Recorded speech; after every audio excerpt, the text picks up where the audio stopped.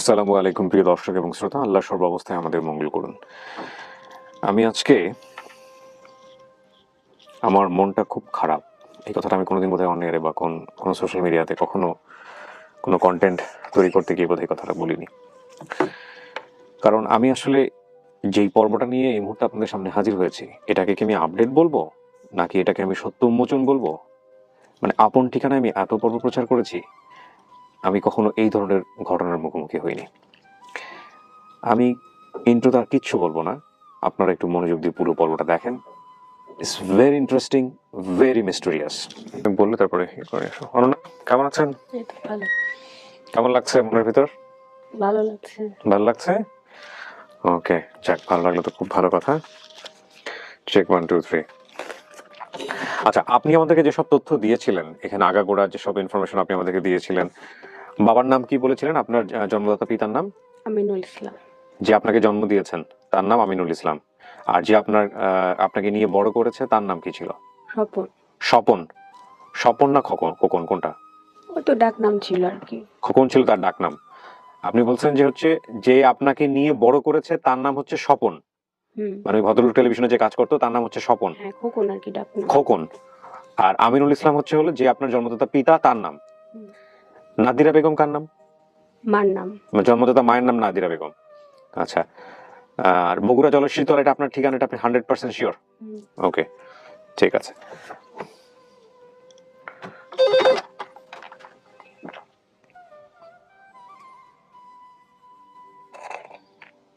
হ্যাঁ, উনি আছে। হ্যাঁ, উপর নিয়ে আসো। আর তুমি প্রয়োজন হলে ওই ভিডিওটা নিয়ে আসবা, বেসিক ভিডিও। ওটা আমরা একটু প্লে করে করে জিনিসগুলো দেখে জিনিসটা ঠিক করবো। ঠিক আছে, ওকে, নিয়ে আসো। আপনার জন্য একজন আসতেছে, একটু দেখেন। হ্যাঁ, আমরা একজনকে সোর্স খুঁজে পেয়েছি।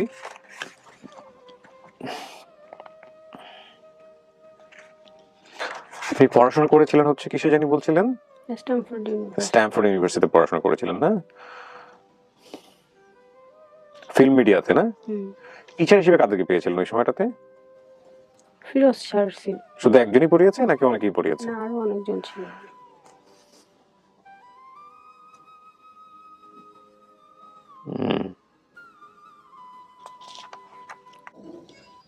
আপনি বলেছেন আপনার দাদির নাম মাহমুদা বেগম, চাচার নাম বুলবুল, ফুপুর নাম লিলি, হ্যাপি। 4 নম্বর ফুপুকে সবাই ফুল বলে ডাকতো। আমি বাসা থেকে আসার সময় হ্যাপি ফুপুর সাথে আসি। খেলার সাথীর নাম বলেছিলেন শান্তা। এগুলো সব আপনার নিজের পরিবারের না? নিজের বলতে আপনি যেখানে বড় হন নাই সেটা না কিন্তু, যেখানে জন্মগ্রহণ করেছেন সেখানে। আচ্ছা। আর আপনি বলেছিলেন যে আপনার পালিত বাবা পরবর্তীতে আপনার বান্ধবীকে বিয়ে করেন, সেখান থেকে মূলত আপনার সাথে সম্পর্কটা খারাপ হয়ে যায়।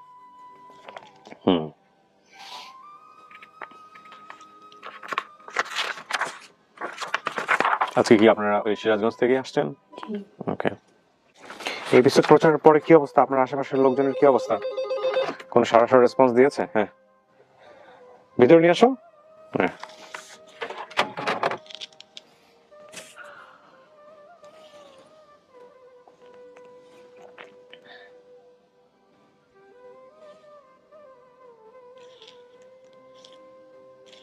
আপনি একটু হালকা ডান দিকে চেপে বসেন, হালকা।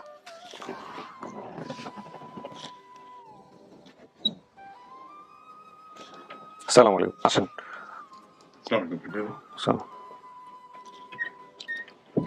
বসেন, পাশে গিয়ে বসেন। ওনাকে চেনেন?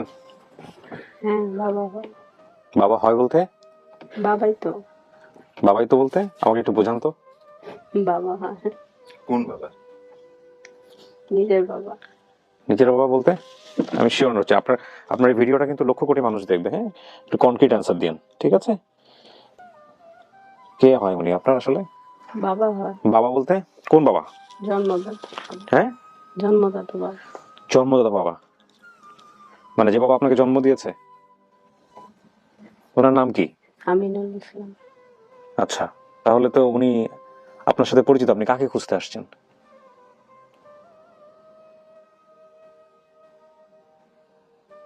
সত্যি কথাটা বলো। আমার বাবাকে খুঁজতে আসছি। আপনি বলছেন আপনার বাবার নাম আমিনুল ইসলাম। উনি আমিনুল ইসলাম, উনি খুব সম্মানিত একজন ব্যক্তি। এই ভদ্রলোক আপনার এপিসোড প্রচার হওয়ার পর আমাকে ফোন দিয়েছেন। হ্যাঁ, মিডিয়া, গণমাধ্যম, এটা তো আসলে আমি জানি না আপনার যদি বিন্দুমাত্র সেন্সও থেকে থাকে এইসব জায়গায় সেগুলো কেউ করে, তার আগে আমি কোনো কমেন্টস করার আগে আমি পুরো ঘটনাটা রিভিল করতে চাই। আমি আপন ঠিকানার এতগুলো এপিসোড করেছি, প্রায় 400-এর মধ্যে এপিসোড, আমি জীবনে কখনো এই ধরনের অভিজ্ঞতার মুখোমুখি হইনি। আপনি আপনার বাবাকে খুঁজতে আসছেন আমিনুল ইসলাম, এই ভদ্রলোক আমিনুল ইসলাম, তাহলে আপনি কাকে খুঁজতেছেন যার সঙ্গে আপনার অলরেডি সম্পর্ক আছে? আপনি আমাকে বুঝান বিষয়টা। আপনি কি মনে করছেন যে বাংলাদেশের সব মানুষ বোকা, সবাই যেভাবে বলবেন বিষয়টা এরকমই? কি হয়েছে, কেন করেছেন এটা বলেন তো? আপনারা শুধু দেখেন দর্শকরা, আমি একটু বলবো, একটু দেখেন পুরো বিষয়টা, আপনারা এখনই কনফিউজ হয়ে না। এবং এই ইনফরমেশনগুলো আমি এত ইন্টারেস্টিংলি ভাবে কালেক্ট করেছি, আমার টিমটা এত সুসংগঠিত, আমি বলেছি যে আপনারা ফার্দার এটা নিয়ে কোনো স্টেপ নেবেন না, বাকিগুলো আমি করি, আমি নিজে সমস্ত কিছু কালেক্ট করেছি এখানে। আপনি আমাকে জাস্ট বলেন যে কি হয়েছে, ঘটনাটা কি আপনি। হুম, বলো তুমি, কারণ তোমার ওই ভিডিওটা আমি দেখেছি। এটা কি একটু বন্ধ করে রাখা যাবে? আপনার কনসেন্ট্রেশনটা একটু ইয়ে করছে। আমি 5 ডিজিট নাম্বার থেকে বন্ধ হয়ে গেছে। আচ্ছা, ওকে।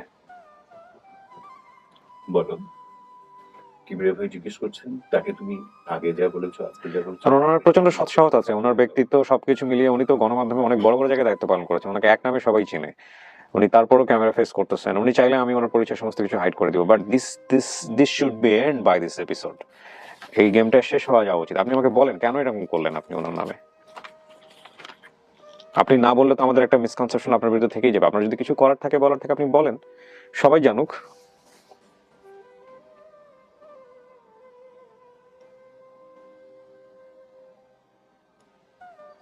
আপনি আপনার বাবাকে খুঁজতে আসছেন, রাইট? জন্মদাতা পিতাকে খুঁজতে আসছেন, আবার আপনি ওনাকে বলতেছেন জন্মদাতা পিতা। উনি তো আপনার জন্মদাতা পিতাও নন, কিন্তু ছোটবেলা থেকেই আপনি ওনার কাছে বড় হয়েছেন। না, কথা বলতে হবে এখানে। আম, ইয়া কি বলে, অনন্যা, ওর নাম কি অনন্যাই তো না? না। কি নাম? ওর নাম মিনার। মিনার। ও নিজে নিজে চেঞ্জ করে অনন্যা করেছে? চেঞ্জ করেছে। আমার ট্যাবলেট সঙ্গে নিয়ে আসার কারণ হচ্ছে সব প্রমাণ ওখানে আছে। সমস্ত ডকুমেন্ট আমার কাছে আছে।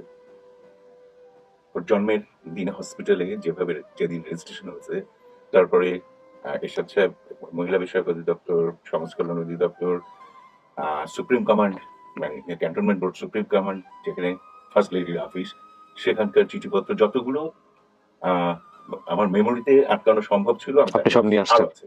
আচ্ছা, এগুলো আমরা নিবো আপনার কাছ থেকে। তুমি শুধু তীব্র হয়ে এই কথাটা বলো, এই মিথ্যাচারের কি প্রয়োজন ছিল? এই মিথ্যা কথাগুলো কি প্রয়োজন ছিল? বগুড়াতে প্রত্যেকটা মানুষ জানে তুমি আমার পালক নেই, ঠিক আছে? সেখানে তুমি বলছো তোমার পালক বাবা তোমার বান্ধবীকে বিয়ে করে তোমাকে বাড়ি থেকে বের করে দেয়। বলো, একটু আগে আমার ওয়াইফ, অর্থাৎ ওই সূত্রে যে তোমার মা হওয়ার কথা ছিল, সেও জানে সেটা। এখানে আমাকে সেই, আমাদের তো ড্রাইভার নেই, সে আমাকে ড্রপ করে দিয়ে যায়। আপনার স্ত্রীর বয়স কত? ওর জন্ম হচ্ছে আমার 6 বছর, 54-55 এরকম বয়স, তাহলে ওনার বান্ধবী হয় কিভাবে? আমি কিন্তু কোনো কিছু মিলাইতে পারতেছি না যে একটা মানুষ এভাবে স্টোরি সাজায় কিভাবে, কান্নাকাটি করে একদম। এবং আপনি আমাকে অনেক বড় বড় সাজেশন, আমি আপনাকে বলেছি না যে আমার 17 বছরের career, this is the first time যে স্টোরির বুননে এতটা দক্ষ হতে পারে একটা মানুষ আমি জীবনে প্রথম দেখলাম। ওইটা কেন করবে? আমার কথা হচ্ছে যে কেন করবে? আমি শুধু এটাই জানতে চাই এসছি যে কেন এই মিথ্যাচারটা করছে। যখন আমাদের গাড়ি জাহাঙ্গীর গেটের কাছে, ঠিক তখন ও আমাদেরকে ফোন দিয়েছে। মুসা কোথায়? আসছে ওনার হাজবেন্ড না? আসছে, বোধহয় বাইরে আছে। না, আমি এটা করতে চাই না, ওর হাজবেন্ড সামনেই আমি ওকে ওকে অপমান করতে চাইনি, যেহেতু একটা সংসারের সম্পর্ক, ওর প্রতি হয়তো অসম্মান চলে আসবে, আমি এটা করতে চাইনি। ওদের নাম্বার, অনেকগুলো নাম্বার আমার কাছে সেভ করা আছে মুসা মিরান নামে। হ্যাঁ, মিরান। ওর হাজবেন্ডের নাম মুসা, না, আমার মিরান। থেকে দেওয়া নাম হচ্ছে মিরান। সো ওর নাম্বার সেভ করা আছে মুসা মিরান। ওরা আমাকে ফোন দিয়েছে 1:25 দুবার। তখন আমি গাড়ির ভিতরে, আর জাস্ট তারপরেই 1:37 মহিউদ্দিন সাহেব আমাকে ফোন দিয়েছে। আমি মহিউদ্দিন সাহেবকে ফোন করেছি যে আমি জাহাঙ্গীর গেটে আছি এবং ওরা না, আপনার সঙ্গে তোমার বেশ কথা হয়েছে যে কোথায় কিভাবে আসতে হবে, কি অবস্থা। ওরাও তো আপনাকে ফোন দিয়ে বলেছিল যে আপনি এখানে আসতে চান। যখন আমি আপনাকে ফোন করি তখন আমাকে বলেছে আপনার এখানে আসছে, আসবে শুরুতে। আমি জিজ্ঞাসা করেছিলাম, আমি অভিনয় করে বলেছিলাম যে হ্যাঁ, আর যে কিবরিয়াকে চিনি না তো। আমি জিজ্ঞাসা করি, তারপরে আপনাকে ফোন দিয়েছিলাম আমি। জাস্ট ১ মিনিটের মাথায় আপনাকে ফোন দিয়েছি। আমাকে শুধু তুমি একটা কথার উত্তর দাও। কেন এই মিথ্যাচার চালাচ্ছ তুমি? এবং এটা এত সুন্দর করে ঘটনাগুলো সাজাইছে, আপনার নাম দিয়ে, স্টোরি দিয়ে, আপনাদের বাড়ির ঠিকানাই তো দিয়েছে, আপনার বোনের বাড়ির ঠিকানা এর বোধহয় না, বগুড়া জলেশ্বরী তলা। আমার বাড়ি পুরা ঘটনাটা আপনারা শোনেন, এটা খুব ইন্টারেস্টিং একটা স্টোরি। আমার বোন এবং আমি আপনাকে পাবলিকলি রাখছি, আপনারা যদি কিছু বলার থাকে আপনি বলেন, কিন্তু আপনি এইটা কেন করছেন যে একটা মানুষকে আপনি অপমান করার জন্য কন্টিনিউয়াসলি ভাবে একটার পর একটা মিথ্যা সাজিয়েছেন? আপনি তো একটাতেই ধরা পড়ে যাবেন। আপনি বলছেন আপনার বাবা যাকে খুঁজতে আসছেন তিনি হচ্ছেন আমিনুল ইসলাম। আমিনুল ইসলাম তো আপনার সামনে বসে আছে, উনি আপনার পালক পিতা। যদি এখনো কোনো সন্দেহ আইনগত সমস্যা থেকে আমার পকেটের ভিতরে আমার আইডি কার্ড আছে। আই ক্যান শো ইট। না না না, আপনি মিডিয়াতে কাজ করেন। আমি জানি ও তো কোনো কথাই বলতেছে না, ও তো পুরো মুখ বন্ধ হয়ে গেছে। আচ্ছা, আপনার কাছে কি এটা ফান মনে হচ্ছে? আপনি কেন এটা করছেন অনন্যা? অনন্যা তো আমি জানি, এখন ওর নাম হচ্ছে মিনার। আপনি এটা কেন করেছেন? আজকে সবাই একটা শিক্ষা নেন। যদি মনে করেন যে গণমাধ্যমকে বোকা বানানো যায়, তাহলে আপনি বোকার স্বর্গে বসবাস করছেন। কোটি মানুষের চোখ ফাঁকি দেওয়া যায় না, বিলিভ মি। আমাকে হয়তো বোকা বানাতে পারবেন, আমি সহজ সরল মনে ওকে বিশ্বাস করে পুরো এপিসোডটা আমি রেকর্ড করেছি, কিন্তু এতে কি ওর ভালো হয়েছে না খারাপ হয়েছে দেখেন। আমার খারাপ হয়নি, কিন্তু ওর কি হচ্ছে দেখেন। অনন্যা, আমি কি আপনার হাজবেন্ডকে ডাকবো? আপনার হাজবেন্ড এগুলোর সাথে জড়িত? তাহলে আপনি বলেন, আমাকে বলেন। জড়িত কেন না? আমি বলছি জড়িত। ও আসলে আমি সেটা প্রুভ করে দেবো। ছোট একটা বাচ্চা আছে বাইরে, হয়তো টেনশন করবে, থাক আমি ওকেই বলতে বলি। কি হয়েছে, ঘটনাটা কি? আপনি পাবলিকলি কেন ওনাকে হ্যারাস করতে চাচ্ছেন? করতে যাইনি, আমি জাস্ট বাসায় ঢুকতে চাচ্ছি। কোন বাসায় ঢুকতে চাচ্ছেন?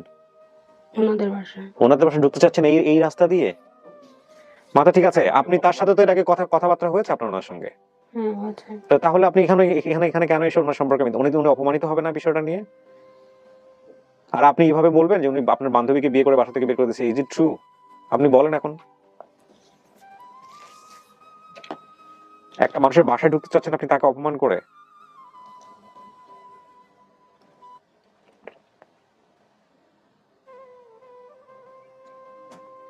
আমি আসলে খেয়ে হারাই ফেললাম। ওর হাজবেন্ডকে নিয়ে এসে আপনি তার বাড়িতে তার মাকে ফোন করবেন।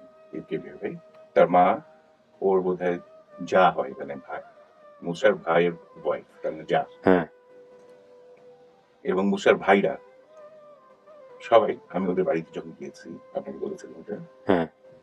তারা সবাই আমাকে চেনে, সবাই।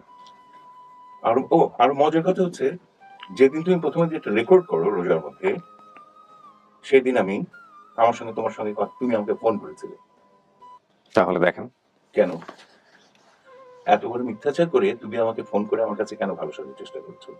যেখানে আমাদের প্রত্যেকটা মা বাবা ভাই বোন ভাগ্নে ভাগ্নি সবাই তোমার থেকে বিচ্ছিন্ন হতে বলেছে আমার মা মরে যাওয়ার আগে, অর্থাৎ তোমার দাদি মরে যাওয়ার আগে আমাকে বলে গেছে কখনো যেন তোমার সঙ্গে আমি যোগাযোগ না রাখি।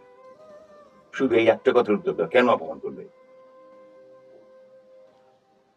এইটা দিয়ে আপনি কি করতে? মিথ্যা কথাটা কেন বলবে? ও কি পড়াশোনা করছে আসলে ফিল্মে মিডিয়া? যখন পরে তখন থেকে পড়াশোনা শেষ করে দিয়েছে, পড়বে না বলে ডিক্লেয়ার করে পড়াশোনা সমস্ত ডকুমেন্ট আমার কাছে আছে। যার যার কথাও বলেছে, স্পেশালি যে ওকে রাস্তা থেকে কুড়ায় শিশু হিসাবে বুকের মধ্যে নিয়েছে, সে হচ্ছে আমার মেজ বোন। উনি তো বেঁচে আছেন, বগুড়াতে আছেন বলে। বেঁচে আছেন, তিনি অপেক্ষা করছেন আপনি পারমিশন দিলেন, ফোন করলে আমি কথা বলবেন। আবার দ্বিতীয় মিথ্যাচার যার বিরুদ্ধে করেছে সেটা হচ্ছে আমার সবচেয়ে ছোট বোন। ও একজন লয়ার, বলেছি, যার কথা বলেছে যে ঢাকায় চিকিৎসা করতে, ওর যখন 7 বছর বয়স তখন ওকে চিকিৎসা করতে নিয়ে আসার নাম করে রাস্তায় কোথাও দাঁড় করায় রেখে আমার বোন পালিয়ে যায়। তার নাম হ্যাপি, সেও অপেক্ষা করছে আমি ফোন করলেই রেসপন্ড করবে। আরো ভয়ঙ্কর কিছু অপরাধ করেছিল, সমস্ত ডকুমেন্ট আমার কাছে আছে। সেটা হচ্ছে আমাদের 9 ভাই বোনের দুটো মাত্র মেয়ে। বড় মেয়েটা, অর্থাৎ আমার থার্ড বোনের মেয়েটার নাম তনু, আর 6th বোনের মেয়েটার নাম হচ্ছে নিঠোরা। তনু মিরপুরে থাকতো। তনুর বাড়িতে, এটা আমি জানতাম না, এটা আমি জাস্ট যখন অপেক্ষা করছি আমি পর্যটনে, সেই সময় তনু আমাকে কল করেছে, বোধহয় আমার বোনের কাছ থেকে শুনেছে। সেখানে যে ভয়ঙ্কর কথাটা সে আমাকে জানালো, আমি তো বোকা হয়ে গেছি, জানতাম না। আমি আজকেই প্রথম 1 ঘন্টা আগে এটা দেখেছি। তনু রেডিও বসে আছে, আমি ফোন করলেই সে রেসপন্ড করবে। বাকিদের কথা বললাম না, বাকিদের কারোর কথা বললাম না। তার মানে এখানে বিষয়টা দাঁড়াচ্ছে যে সিরাজ এমপির বাড়ির পাশে যে বাড়িটা, সেই বাড়ি বেসিক্যালি ওনাদের, আমিনুল সাহেবদের বাড়ি। এবং এখানে উনি যা যা তথ্য বলেছেন সমস্ত তথ্যই হচ্ছে আমিনুল সাহেবদের আত্মীয় স্বজনের তথ্য। এক্স্যাক্টলি উনি আসলে ওনার আমিনুল সাহেবের বাইরে ওনার যে পিতা, যার যে নাম বা কোনো কিছু মাতা, এদের কোনো কিছু কোনো তথ্যই উনি জানেন না ওনার ঘটনার ডায়াগ্রাম অনুযায়ী। এবং এই যে এগুলা বিষয় যে উনি সাজিয়েছেন, আজিমপুর গার্লসে, রাইফেলসে, ঢাকা স্ট্যামফোর্ড বিশ্ববিদ্যালয়ে পড়াশোনা করার পড়েনি, সরি, ও নয়াপল্টন হাই স্কুল আজিমপুরে। আমি স্কুলে পুরো নামটা পাঠ করে মনে করতে পারলাম, কিন্তু আজিমপুরে পড়ে নাই। আজিমপুর গার্লস স্কুলে পড়েনি, কারণ আজিমপুর গার্লস স্কুল অনেক সফিস্টিকেটেড স্কুল, ভর্তি হতে অনেক কষ্ট হয়। আমি যেটা বুঝতে পারছি, এক কথা যদি বলি, যে ও আসলে আপনাদের কারোরই বাধ্য ছিল না, কখনোই ছিল না। ওকে এফিডেভিট করে পরিত্যাগ করা হয়েছে আমাদের পরিবার থেকে। I do have the copy. ওনাকে কি সেটা প্রাপ্তবয়স্ক অবস্থায় করা হয়েছে? ওর নিজে হাতে লেখা কনফেশনই যদি আমি বলি, অ্যাকচুয়াল টার্মটা কি হবে, সে ঘোষণা করে এসছে সে আর আমাদের বাড়িতে, মানে আমার বোনের কাছে থাকবে না, আমাদের সঙ্গে থাকবে না। 3টে এরকম ওর সাইন করা ডকুমেন্ট আমার কাছে আছে। এগুলো কিছু আমি জানতাম না। যখন আপনি যেটা করছেন, শোনেন অনন্যা না মিরান, আপনি যেটা করছেন এটা কিন্তু সাইবার ক্রাইম। প্রথম কথা হচ্ছে এটা একটা সাইবার ক্রাইম। এরকম একটা আপন ঠিকানার মতো একটা সামাজিক প্ল্যাটফর্ম যেখানে মানুষজন এসে তার বাবা মাকে খুঁজে, আপনি সেখানে এসে এরকম একজন সমাজের গণ্যমান্য ব্যক্তিকে আপনি পাবলিক প্ল্যাটফর্মে এভাবে অপমান করছেন। উনি চাইলেই চোখ বন্ধ করে আপনার বিরুদ্ধে, ইভেন আমার বিরুদ্ধে উনি সাইবার ক্রাইম অ্যাকশন নিতে পারতেন, উনি নেন নাই। যথেষ্ট ভদ্রলোক বলেই নেন নাই। এবং আমি ওনাকে আশ্বস্ত করেছিলাম যেভাবেই পারি আমি আপনার দুজনকে সামনাসামনি করাবো। এটা কত বড় ক্ষতি করছেন আপনি জানেন? আপন ঠিকানার যারা দর্শক, তারা আজকে একটা জিনিস চিন্তা করে থাকবেন যে এটা আপনাদের চিন্তার মধ্যে ছিল কিনা। আমার জীবনে আমি সরল বিশ্বাসে মানুষকে বিশ্বাস করি, সবসময় করি, এবং এই জন্য আমি ব্যক্তিগত জীবনেও অনেক ঠকেছি। কিন্তু কর্মজীবনে এসে আমার আসলে এরকম, হ্যাঁ একবারও ঠকেছি আমি বিসি রেডিওতে, সেটা একটা অন্য স্টোরি, ওই গল্পে নাইবা গেলাম। কিন্তু এই আপন ঠিকানার মধ্যেও এরকম ঢুকে যাবে, এটা আমার কাছে। আপনি ফ্যাক্ট চেকিং এর কথা বলছিলেন আমাকে, আমার মাথায় এটা আসেনি কোনোদিন যে মানুষ বাবা মাকে খুঁজতে এসে বাবা মাকে অপমান করে কিভাবে। আজ পর্যন্ত 400-র উপরে এপিসোড করেছি আমি, এইরকম কেস আমি কখনো পাইনি। দুই একটা যদি এরকম পেতাম তাহলে আমি ফ্যাক্ট চেকিং করতাম। বিষয়টা আপনি ঠিক বলেছেন। যখন প্রথম আমি ভিডিওটা দেখার আগে যখন আপনার সম্পর্কে, আপন ঠিকানা প্রোগ্রামটা সম্পর্কে সমস্ত ইনফরমেশনটা নিলাম, যেটা মানবিক দিক বিবেচনা করে আপনারা এই স্টোরিগুলো কালেক্ট করেন এবং ব্রডকাস্ট করেন, রাইট। সুতরাং সেখানে কোনো ক্রাইম থাকার কথা না। আর যদি এই প্রোগ্রামটা আমি তৈরি করতাম, ব্রডকাস্ট করার আগে একবার আমি চেক করতাম, সেটা হয়তো আমি সবসময় আপনাকে না, ডেফিনেটলি কিন্তু একবার চেক করতাম। কিন্তু নর্মালি হিউম্যানি সেন্স থেকে মানুষ কখনোই এই ধরনের ঘটনাতে ডকুমেন্ট খুব একটা চেক করার জন্য উঠে পড়ে লাগে। আর দ্বিতীয় কথা, চেষ্টা করে যে যত তাড়াতাড়ি দুটো মানুষের মধ্যে মিলিয়ে দেওয়া যায়। আর ইনফ্যাক্ট ধরেন আপনার নাম যে এখানে আমিনুল ইসলাম নিয়েছে, ও তো ওর বাবাকে খুঁজছে যার নাম হচ্ছে আমিনুল ইসলাম। এবং ইনফ্যাক্ট ব্যাপার হচ্ছে আপনার নাম আমিনুল ইসলাম। আর দ্বিতীয় কথা হচ্ছে যে এখানে আপনার পরিচয়টা প্রথম ভিডিওতে আমরা যাচ্ছে তাইভাবে গোপন করেছি, মানে একদম কোনোভাবে যেন ফ্ল্যাশ আউট না হয়। কিন্তু ফ্যাক্ট হয়ে গেছে নামটাতে আমিনুল ইসলাম। এই আমিনুল এক্সাক্ট ওই আমিনুল ইসলাম নামটা তো আসলে মানুষ চিনেন, যে তাহলে তো উনি তো টেলিভিশনে কাজ করেছেন, রাইট নাও এখন দেখছেন। এটা কি হইলো? আমার মাথায় এটা আসে না কোনোভাবেই। এটা ও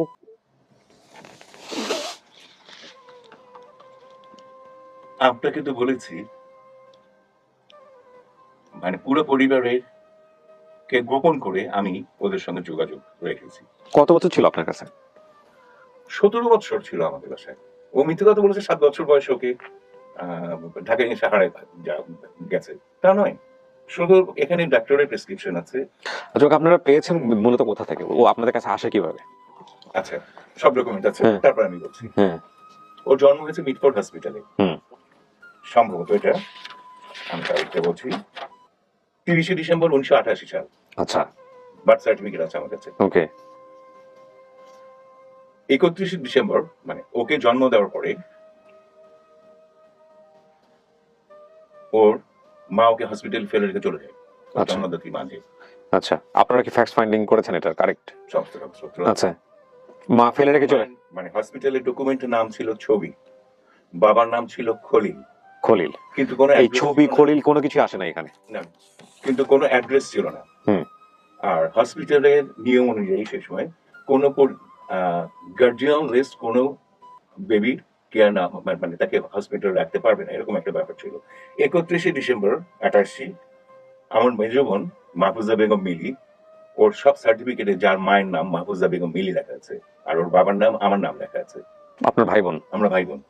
আমার মেজ বোন আমার মায়ের মতো। হ্যাঁ, তো 31শে ডিসেম্বর আমার বোন খুব জেদি, আমার মাও ছিলেন, আমার মা আরো জেদি। ওর একটা বাচ্চা রাস্তার মধ্যে পড়ে মরে থাকবে, আপনারা পান কিভাবে ওই হাসপাতালের সাথে আপনাদের? ওর কোনো ইয়ে নাই। আমার মেজ বোন তখন ওখানে সিনিয়র স্টাফ নার্স। ও, সিনিয়র স্টাফ নার্স ছিলেন? হ্যাঁ, কোন হাসপাতালে? দায়িত্বে ছিলেন। ও, 28 সালের ঘটনা এটা। কোন হাসপাতালের কথা বলছেন আপনি? এটা মিটফোর্ড হসপিটাল, মিটফোর্ড, ঢাকার মিটফোর্ড। আমার মা এবং আমার বোন এই ঘটনা কি পরবর্তীতে ও জেনেছে আপনাদের বাড়িতে থাকা অবস্থায়? জানে। কিভাবে ওকে জানানো হয়েছে? এই আপনি কথা বলেন অনন্যা, কথা বলেন, বিষয়গুলো কথা বলেন। আর চুপ থাকলে এখানে কিন্তু সাধু সাজা যাবে না, বরং বিপদে পড়বেন।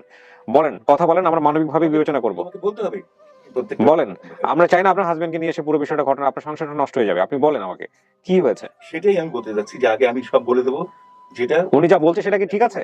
হ্যাঁ, জি ঠিক আছে। আপনি জানতেন এই বিষয়গুলা, তার মানে আপনার মধ্যে ফ্যামিলিতে থাকা অবস্থাতেই জানতেন। জি। আচ্ছা, তারপর? 31শে ডিসেম্বর আমি তখন চাকরি করি ওয়ার্ল্ড ইন্টারন্যাশনাল ফাউন্ডেশনে। হুম। আমার মা ফোন করে যে এরকম একটা বাচ্চা পাওয়া গেছে, কিন্তু বাচ্চাটাকে হসপিটাল থেকে বের করে দেবে, হুম। আমরা তা হতে দেবো না, তুই আয়, ও বাচ্চাটাকে বাবা হিসেবে নিবি। তখন আমি অবিবাহিত। ও, আমার বিয়ে হয় 89 সালে। ওকে। তো আমি সঙ্গে সঙ্গে অফিস থেকে ছুটি নিয়ে মিটফোর্ডে গেলাম এবং কোনো কাগজপত্র পড়ারও সুযোগ পাইনি। আম্মা শুধু বললেন সাইন কর, আমি সাইন করলাম। সাইন করার পর আমার মেজ বোনের করেছিল, মেজ বোন আম্মার হাতে দিয়ে দিল যে এখন এটা আপনার নাতি। ওর মা কি ছিল না ওই জায়গাটায়? চলে গিয়েছিল। পেপার ক্লিপিং সব আমার কাছে আছে document। কিন্তু এটা নিয়ে আপনাদের ফাইট করতে হচ্ছে কেন এরশাদ গভর্নমেন্টের সময়? সোশ্যাল এটা পেপারে ছাপানো হয়েছিল। আচ্ছা, খুব প্রশংসা করেন এই মূল ঘটনাটা যে নবজাত সন্তানকে ফেলে রেখে মা চলে গেছে, ওগুলো কি আছে আপনার কাছে? সমস্ত পেপার Okay. ক্লিপিং। আমরা রেখে দিব এগুলো, আমরা অফিস ডকুমেন্টে রাখবো। দ্বিতীয় হচ্ছে এটা যখন পেপারে ওঠার পরে এটা তখন রোশনের সাথে যে ফার্স্ট লেডি, তার নজরে পড়ে এটা। তখন ফার্স্ট লেডি সোশ্যাল ওয়েলফেয়ার ডিপার্টমেন্টকে ইনস্ট্রাকশন দেয় এই বাচ্চাটাকে নিয়ে আজিবপুর অরফানেজে জমা দিতে। আমার বোন এটা ও, বিরোধিতা করে এবং 6 মাস মানে ও মরে যাওয়ার অবস্থায় ছিল, বহু ট্রিটমেন্ট করে করে ওকে সুস্থ করে তোলা হয়েছিল। 6 মাস ধরে রওশনের সাদের সঙ্গে এটা নিয়ে, রওশনের সাথে এখনো বেঁচে আছে, নিশ্চয়ই তার সঙ্গে যোগাযোগ করলে জানা যাবে এটা। আর আমার কাছে সমস্ত ডকুমেন্ট আছে, আর্মি হেডকোয়ার্টার মানে সুপ্রিম কমান্ড হেডকোয়ার্টার্সের সমস্ত ডকুমেন্ট আছে, সোশ্যাল ওয়েলফেয়ার ডিপার্টমেন্টের সমস্ত সাইন চিঠি আছে, মিডফোর্ড হসপিটালের ডেপুটি ডিরেক্টর থেকে শুরু করে গাইনি ওয়ার্ডের সমস্ত ডকুমেন্ট আমার কাছে আছে। ওকে, তো তারপরে 6 মাস লড়াই করার পরে আমরা ওকে আমাদের কাছে প্রতিপালনের জন্য ফাইনাল রায়টা পাই। ও, কোর্ট পর্যন্ত যেতে হয়েছে আপনাদেরকে? কোনটা? ওই মহিলা ও শিশু বিষয়ক মন্ত্রণালয়। মহিলা ও শিশু বিষয়ক মন্ত্রণালয়, ওকে। এটা হচ্ছে এই যেহেতু তখন ফার্স্ট লেডির সঙ্গে আমাদের যুদ্ধ, সুতরাং এটা আমার কাছে প্রথম মনে হচ্ছিল এর মধ্যে আমাদের কোর্টে কেস করছিল যখন। ওকে অনন্যা, আপনি কি এটা জানতেন? আপনার বাবা যেটা বলতেছে এগুলো জানতেন? হ্যাঁ তা জানতাম যে হাসপাতাল থেকে কিন্তু এত কিছু হয়েছে এটা জানতাম না। ওকে, জানলেন আপনি আজকে। হ্যাঁ, তারপরে আচ্ছা, ওর মূলত এখান থেকে বের হওয়ার কারণটা কি? ফ্যামিলি থেকে বের হওয়ার কারণটা কি? আপনি একদম ছোট করে বলেন, বেশি বিস্তারিত যেন না, হয়তো সামাজিক ভাবে হেও হবে। একদম ছোট করে বলেন, যতটুকু ওকে মান সম্মান রক্ষা করা যায়। এটাও স্বভাবগত, কারণ বহুবার বাসা থেকে পালিয়েছে, বহুবার আমাদেরকে কোর্টে বলছি থানায় জিডি করতে হয়েছে। I do have 3 copies GD? GD. বাসা থেকে পালাতো কেন? বনিবনা হতো না? আমরা সবাই ওকে কলিজার টুকরার মতো দেখতাম, যে কারণে আমার ঈশ্বরের মতো মাকে মায়ের আদেশ অমান্য করে আমি এখনো ওর সঙ্গে যোগাযোগ রেখেছিলাম। সবাই ওকে নিজের সন্তানের চেয়েও বেশি করে দেখতো আমাদের বাড়িতে। অনন্যা, পালাচ্ছিলেন কেন বাড়ি থেকে বারবার? বলেন, আপনি যদি কোনো কমপ্লেইন থাকে বলেন। সবচেয়ে বড় অপরাধ তো করেই ফেলছেন এই ভিডিওটা করে, আপন ঠিকানার বেসিক ভিডিও। আপনি বলেন যে কি হয়েছিল। হ্যাঁ, কেন পালাতেন? ভালো লাগতো না, যখন চলে আসতাম। ভালো লাগতো না মানে কি? আপনি অন করতেন না? মানে বিষয়টা এরকম হতো যে আপনার মনে হতো একটু খারাপ ব্যবহার করলে যে আমি তো ফ্যামিলির কেউ না, এরকম কোনো কিছু?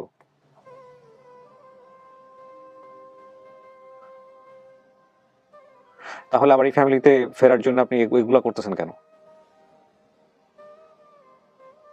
শুধু ফের আর এই বিষয় না, তুমি 2014 সালে পর্যন্ত বসে গেছো। 2014 সালে 2014 সালে যখন ও আমাদের বাসায় যায়, একটা বিয়ের অনুষ্ঠান ছিল, আমার বোনরা সবাই সেই আমার 5 নম্বর বোনের আত্মীয় বিয়ে। সেই সময় আমি নামও বলছি, নামটা দয়া করে কেটে দেবেন, কারণ মেনশন করার দরকার নেই। মাছরাঙ্গা টিভির ক্রাইম রিপোর্টার, হুম। আমার ভাগ্নের বন্ধু এবং আমাকে ছোটবেলা থেকে মামা করে লাগে। তার ছোট ভাই, আমাদের বাসা তালাবন্ধ ছিল, ও বাসা তারা সবাইকে চেনে, বাসা ছিল কয়েকদিন ছিল, পরিবারের ভিতরে অনেক যত্ন করে রেখেছিল। তার সঙ্গের বিষয়গুলো বললাম না, সঙ্গে তোমার ডেকেছিল, ইচ্ছে করে বললাম না। সর্বশেষ 2014 সালে গিয়েছে। অনন্যা, ওর নাম কি বলে? মিরান। আমি আসলে কনফিউজ কোন নামে ডাকবো। মিনার। মিনার। দেখেন, আপনার নাম কি অনন্যা না মিনার? মিনার। মিনার। অনন্যার নামটা কেন দিয়েছিলেন? আচ্ছা শোনেন মিনার, আপনি আমাকে জাস্ট আপনার আইডিয়াটা শেয়ার করেন যে আপনার এখানে আসার পেছনের এরকম, এটা তো একটা আমি মনে করি এক ধরনের সুইসাইডাল স্টেপ, তাই না? তো আপনার নিশ্চয়ই একটা চিন্তা ছিল, চিন্তাটা কি মানে আমাকে জাস্ট এটুকু বলেন তো।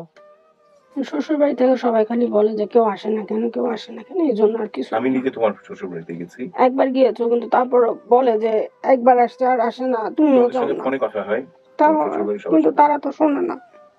তাই তুমি মিথ্যে কথা বলবে এবং আমাকে অপমান করবে, আর অপমান করলে আমি তোমাকে গ্রহণ করবো। এবং আপনি স্টোরির ডায়াগ্রামটা সাজিয়েছেন এতগুলো মিথ্যা দিয়ে। তুমি ওখানে বলেছো আজিমপুর স্কুল থেকে তুমি এসএসসি পাস করেছো, তুমি পাস করোনি।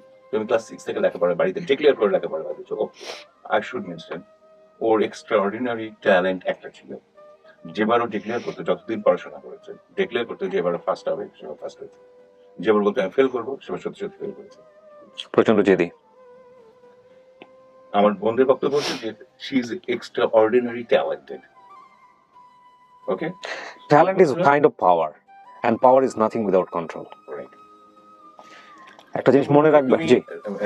রাইফেলস রাইফেলস পাবলিক অথবা নূর মোহাম্মদ পাবলিক স্কুলে পড়াশোনা করেছো? নূর মোহাম্মদ পাবলিক স্কুলে, নূর মোহাম্মদ পাবলিক স্কুলে তুমি পড়োনি। কিসে পড়ছেন? কোন স্কুলে পড়ছেন মিনার? আজিমপুর গার্লসে 6 পর্যন্ত পড়ছি, তারপর আজিমপুর গার্লসে পড়ছেন 6 পর্যন্ত। কারণ ওটাই আমি একটু পরে আরেকজনকে ফোন করতাম, স্ট্যানফোর্ড ইউনিভার্সিটির মিডিয়া স্টাডিজ বিভাগের হেড। আপনি নাম জানেন? আপনি 6 পর্যন্ত পড়েন নাই, রাইট? তাহলে আপনি স্ট্যামফোর্ডের ফিল্ম অ্যান্ড মিডিয়া স্টাডিজ এর গল্পটা আপনি কেন বললেন?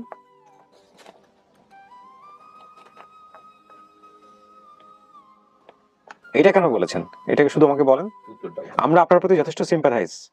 আপনাকে উনি 17 বছর কন্যা হিসেবে বড় করেছে এবং উনি আপনার প্রতি এখনো সিম্প্যাথি রাখেন।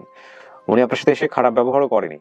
উনার মতো মানুষ, উনি কিন্তু খুবই নোন পার্সোনালিটি। উনি সেই ইটিভি থেকে ওনার ক্যারিয়ার শুরু, তারপরে উনি অনেক বড় বড় টেলিভিশনে বিভিন্ন বড় বড় পোস্টে দায়িত্ব পালন করেছেন। উনি এক অর্থে আমার ভাই, শিক্ষকও বলা চলে। তো আপনি জাস্ট আমাকে বলেন যে আপনার এই এতগুলো মিথ্যা দিয়ে সাজানোর দরকারটা কি ছিল? আপনি স্ট্যামফোর্ডের কথাটা কেন বলেছেন? এটা কি আপনার, এটা উনি জানলে উনি খুশি হইতেন? এই মিথ্যাটা জানলে কি উনি খুশি হয়ে আপনাকে নিতে আসতেন এখানে? আপনি তো ট্যালেন্ট কম না, আপনাকে বলা হচ্ছে আপনি ট্যালেন্টেড, তাহলে এইরকম মানে পাগলের মতো কাজটা কিভাবে সম্ভব? মাই গুডনেস, উনি বেশ কয়েকটা বিচারকের নামও এখানে নিয়েছে এবং সে বিচারকের ওখানে থেকে কাজ করেছে, ওখানে উনি এক ধরনের হ্যারাসমেন্টের শিকার হয়েছে। সেটা বাসা থেকে আসার পরে আমি ওখানে সত্যি সত্যি আচ্ছা, আপনি হয়তো সত্যি একটা বড় সমস্যা বলি, অনেকগুলো সত্যির সাথে প্রশ্ন করি কি ভাবে আপনাকে, অপরিধি কোন বাসা থেকে আসার পর? আমাদের বাসা থেকে কোন আমাদের বাসা মানে কোন বাসা? তোমার অনেকগুলো বাসা। ঢাকার বাসা থেকে আসা, ঢাকার কোন বাসা? মেজবাবনির বাসা থেকে আজিমপুর না মিরপুর? আজিমপুর। আজিমপুরের পর তুমি মিরপুরের বাসা গিয়েছো? ওটা তো একদিনের জন্য শুধু গিয়েছিলাম, কিন্তু পরে যখন অন্য জায়গায় চাকরি করলাম আস্তে আস্তে, তখন ওনার সাথে যোগাযোগ হলো, তখন ওখানে চাকরি করছি। আচ্ছা বেশ, তুমি মিডিয়া স্টাডিজ এ পড়াশোনার কথা বলেছো, এটা কেন বলেছেন আপনি বলেন তো? এখানে তোমার বোধহয় জানা নেই যে স্ট্যানফোর্ডের মিডিয়া স্টাডিজ এর হেড আমার বন্ধু মানুষ। এক সেকেন্ডে খবরটা বের করো যে তুমি কি ভাইকে কি তুমি মনে করো যে উনি একদম একটা গর্ধ, কোনো কিছু বোঝেন না, পৃথিবীর কোনো নিয়ম কানুন জানেন না? তুমি বলেছো আমি ইউনিভার্সিটিতে কিছু একটা করে সার্টিফিকেটটা নষ্ট করেছি অথবা তুলে নিয়েছি। আমি তুলে নিয়ে থাকলেও 1,00,000 বার যদি প্রয়োজন পড়ে তুমি সার্টিফিকেট তুলতে পারবো এখান থেকে ইউনিভার্সিটি। তুমি তোমার কলেজের সার্টিফিকেট আছে, এইচএসসি সার্টিফিকেট 1,00,000 বার বোর্ড থেকে সারা জীবন তোলা যাবে। এসএসসি সার্টিফিকেট 1,00,000 বার তুলতে পারবে, সারা জীবন তোলা যাবে। তুমি কত সালে? ও এখন তো তুমি স্বীকার করেই ফেলেছো, আর তো প্রশ্ন করার কোনো সুযোগ নেই। ওখানে প্রশ্ন। কিন্তু এইটা আপনি কেন করেছেন? মানে আপনার এই চিন্তার জায়গা থেকে আপনার এই বড় হাইপটা কেন তুলতে হলো যে আপনি স্ট্যানফোর্ডে ফিল্ম এন্ড মিডিয়াতে পড়েছেন এবং গল্পের এন্ডিংটা টেনেছে তার দেশের বাইরে যাওয়ার কথা ছিল এবং সে সে অস্ট্রেলিয়া তোমাকে কে পাঠাতে চেয়েছে? কে? আমি না তোমার পালক, মানে এখানে যদি আমাকে তুমি জন্মদাতা বলো, পালক পিতার নাম কি বলেছে কিবরিয়া ভাই? পালক পিতার নাম কি বলেছে? স্বপন নাকি যেন বলেছে বোধহয়। পালক পিতার নাম কি বলেছেন আপনি? বলেছেন তুমি? খোকন বলেছে। খোকন। খোকন আপনার ডাক নাম? আমার ডাক। কখন কি করে কি করতে ওটা 21 টেলিভিশনের পরিচয় দিয়েছিল? না, এগুলো তার থেকে সিনিয়র প্রডিউসার কথাটা কানে ছিল। ওইটা আপনার পরিচয় দিয়েছে। মানে খোকন আমার- সম্পর্কে তেমন কিছু বলে নাই। জন্মদাতা বাবার পরিচয় দিয়ে হিসেবে এটা দিয়েছিল না পালক পিতার? এখানে উনি যেটা বলেছে যে ওনার বাবার নাম হচ্ছে আমিনুল ইসলাম। আচ্ছা, খোকন ডাক নাম ওনার মানে জন্মদাতা পিতার নাম বলেছে খোকন। মানে ওনার ওই যে আপনি যে দুজনের নাম বললেন না, ওই দুই নাম নিয়ে কোনো কিছুই নাই ওনার মাথায়। আর উনি এটা করেও নাই।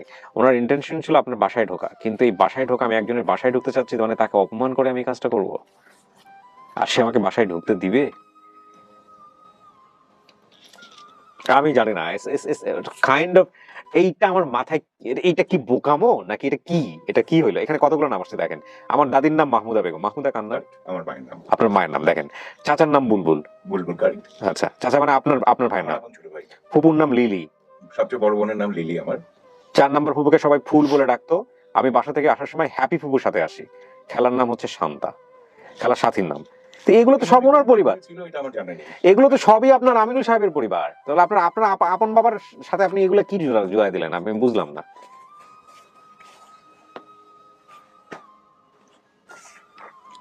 দেখেন, আপনার প্রতি আমাদের একটা সিম্প্যাথি অবশ্যই আছে, যে আপনার বাবা মার যে ঘটনাটা ঘটেছে হাসপাতালে, সেই জায়গাটার প্রতি আমাদের দয়া আছে, মায়া আছে, মমতা আছে। কিন্তু তার মানে তো এই না যে আপনি একটা মানুষকে সামাজিকভাবে হেয় করবেন এই সরলতার সুযোগ নিয়ে। উনি তো আপনাকে পালন করেছেন, লালন করেছেন, আপনাকে ওইখান থেকে অবস্থায় নিয়ে এসে খাইয়েছেন, পড়িয়েছেন। তো এইরকম একটা মানুষকে তো আপনি এটা এইভাবে অপমান করতে পারেন না, তাই না? এটা তো উচিত না। আর পরিবারে ঢুকতে চাইলে এটা কি মানে একটা মিনিমাম সেন্স থাকা উচিত? আমি মিডিয়াতে এসে সেই মানুষটাকে অপমান করছি যে মানুষটার ফ্যামিলিতে আমি ঢুকতে চাইবো? স্ট্যামফোর্ডের গল্পটা মিথ্যা বলেছেন, বান্ধবীকে বিয়ে করেছে সেই ঘটনা মিথ্যে বলেছেন, হ্যাঁ? আবার অস্ট্রেলিয়া পাঠাতে চেয়েছিল আপনাকে, এই ঘটনার কারণে বন্ধ হয়ে যায়। আচ্ছা, ওগুলো বানালো কিভাবে? আমি তো অবাক। আমি যখন দেখছি ভিডিওটা, এবং আপনি ওর মুখের এক্সপ্রেশন দেখছেন, ওকে কেউ অবিশ্বাস করবে? আপনি গল্পটা দেখেছেন? ওই আমিনুল ইসলাম ক্যারেক্টারটা যদি আমি নিজে না হতাম, আমি বিশ্বাস করতাম। অদ্ভুত না বিষয়টা? এবং আমি রীতিমতো আমার সেকেন্ড হয়ে গেছে, আমি ঝাঁকি খেয়েছি। আপনি যখন আমাকে ফার্স্ট টেক্সট করলেন, আমি ফোন ধরলাম না আননোন নাম্বার দেখে, পরে টেক্সট করার পর আমি আপনাকে ব্যাক করেছি, and I have all those record.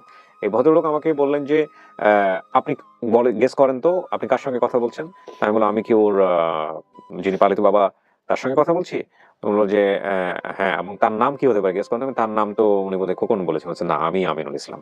তখন আমার কাছে মাথা চক্কর দিয়েছে, and আমি কি ভুল করলাম কিনা এডিটিং এ। পরে আমি সঙ্গে সঙ্গে আমার অ্যাসিস্ট্যান্টকে ফোন দিলাম, দেখলাম সব ঠিক আছে। তার মানে ও যা করার ওই করছে। এরপরে তো আমি পুরো কাজের দিনের মধ্যে আমি 4বার না 5বার আপনার সঙ্গে কথা বলেছি যে আমার প্ল্যান আমি সামনে আনি, আপনি কিছু যোগাযোগ করেন না, আমি দেখি কি করা যায়। এবং সবচেয়ে মজার ব্যাপার সেই দিনই যখন আপনার সঙ্গে এটা নিয়ে কথা হচ্ছে, 3 তারিখ সম্ভবত, ওই দিনে আবার ফোন দিয়েছে না? সেদিনই ফোন দিয়েছে। আপনার সঙ্গে কথা শেষ হচ্ছে, তারপর ফোন দিয়েছে। তখন অনেকক্ষণ গল্প হয়েছে আমার সঙ্গে। আমি শুধু বলেছিলাম, বাবা মানে ওই যে ওর ছেলেরা আছে, আমাকে নানু ভাই বলে, যার প্রতি আমার খুব টান, যে কারণে এখন ওদের সঙ্গে সম্পর্ক বহাল রেখেছি। অথবা ওদেরকে মানে আমার জেদ সীমা ছাড়াই গেলে তখন কোনো হিতাহিত জ্ঞান আমার থাকে না, আমি হয়তো চড়ায় দাঁত ফেলে দিতাম, করতে পারিনি কারণ এই বাচ্চাদের জন্য। যার জন্য আমি কাপড় চোপড় কিনে রেখে দিয়েছি ব্যাগের মধ্যে, যে কুরবানি দেবো আমরা যাওয়ার সময় আমি বলে সিরাজগঞ্জ হয়ে যাবেন। গিয়ে তারপরে যাবো। আমার ভাই বোনরা কেউ জানে না এটা যদি লাইভ যায়, এবং আমার বোনরা যদি এখন দেখে, ওরা অবাক হয়ে যাবে যে আমি সবাইকে ফাঁকি দিয়ে আমি ওদের সঙ্গে যোগাযোগ নিতে করে যাচ্ছি। কিভাবে আমাকে কোনো প্রশ্ন করবেন না, আমি ওকে একটা প্রশ্ন করব। কিবরিয়া বলছে, সরি, রকি আমাকে কেরানীগঞ্জ থানার ওসি সেজে আমাকে ফোন দিয়ে হুমকি দিয়েছিল। এটা কি তুমি করিয়েছিলে না রকি নিজে করেছিল? রকি আমার ফোন নাম্বারটা কিভাবে পেয়েছিল?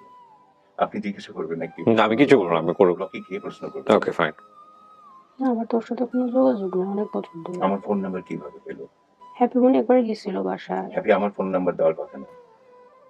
ওই যে তুমি যে প্রথম যে আমার ফোন গেছিলা, নাম্বার সবাইকে বিলাই বেড়াই, আর আমার ফোন নাম্বার না দিলেও চলবে, যে কোনো লোককে নক করলেই আমার ফোন নাম্বার পেয়ে যাবে। যেমন তুমি 2013-তে 13 অথবা 14, আমি যখন কানাডা থেকে ফিরলাম, তুমি আমার সঙ্গে কমিউনিকেট করেছিলে শামসুদ্দিন হায়দার ডার্লিং এর মাধ্যমে। হ্যাঁ এবং তুমি জানো শামসুদ্দিন হায়দার ডার্লিং কে? ও আমার অত্যন্ত ঘনিষ্ঠ সহকর্মী। নিউজ প্রেজেন্টার, বিখ্যাত নিউজ প্রেজেন্টার এক সময়। তুমি তাকে বলেছো তোমার নিজের বানানো নাম দিয়ে। ডালিম আমাকে বারবার প্রশ্ন করছে, কখন আপনি বলেন ওই অনন্যা, আপনার মেয়ে অনন্যা। আপনাকে একটু তো বলেছি যে জি। আমার মোট 5টা অনন্যা। জি। দুটো হচ্ছে, একটা সবচেয়ে প্রিয় হচ্ছে কিরণের মেয়ে অনন্যা, কিরণকেও তুমি চেনো। কিরণ আমার ফোনের অপেক্ষায় বসে আছে, ও আমার ক্লাসমেট। দ্বিতীয় হচ্ছে রাজুর মেয়ে অনন্যা।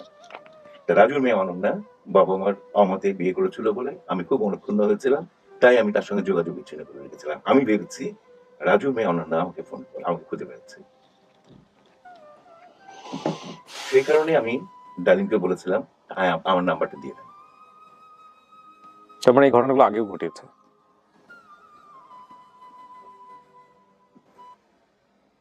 কেন?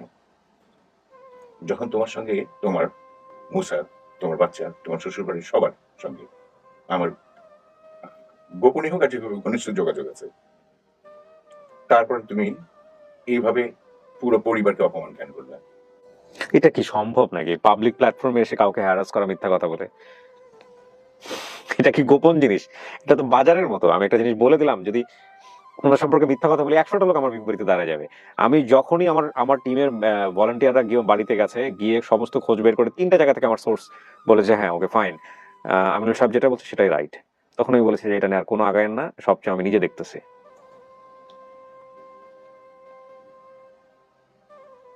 আজকে যখন তুমি ফোন করতে, মানে পরশুদিন ফোন করেছিল, সম্ভবত পরশুদিন, হুম। মানে যেদিন আপনাকে জানালাম, তারপরে আজকে তুমি আমার বিরুদ্ধে এই ধরনের একটা কুৎসিত ঘটনা আরো রং চকমাকে বলার জন্য তুমি আসতেছো। তুমি কিবরিয়া ভাইয়ের কথা বলেছো যে আরজি কিবরিয়া সাহেবের কাছে ওখানে আমাদের প্রোগ্রাম আছে। আমি তোমাকে ফোনে বললাম হু ইজ আরজি কিবরিয়া, আমি তো চিনি না, ওই যে অনলাইনে। তখন আমি চিনি না, তখন হেসে বললো মানে আমি, হুম। আপনি জানেন যে সব ভার্চুয়াল কমিউনিকেশন সিস্টেম, আমার ফোন, হুম। কম্পিউটার সবসময় অ্যাক্টিভ, শুধু আমি নক করি না কখনো, আমি বসে বসে সব দেখি। কিন্তু ওকে আমি বললাম হু ইজ আরজি কিবরিয়া, তখন ও হেসে বললো যে ও তো তুমি তো আবার নেটওয়ার্কে ঢোকো না। ওকে, তুমি আজকে যখন আসছো এখানে 1:35, 1:29 একটা সাথে সাথে ফোন দিয়েছো। আপনি আমাকে চেষ্টা একটা বলেন তো, যে আপনি যে আপনার বাবার বিরুদ্ধে এটা বলেছেন যে সে আপনার বান্ধবীকে বিয়ে করেছিল, এটা কি সত্য না মিথ্যা? মিথ্যা। আপনি মিথ্যা কথাটা কেন বলছেন? এটা কত বড় স্ক্যান্ডাল আপনি জানেন?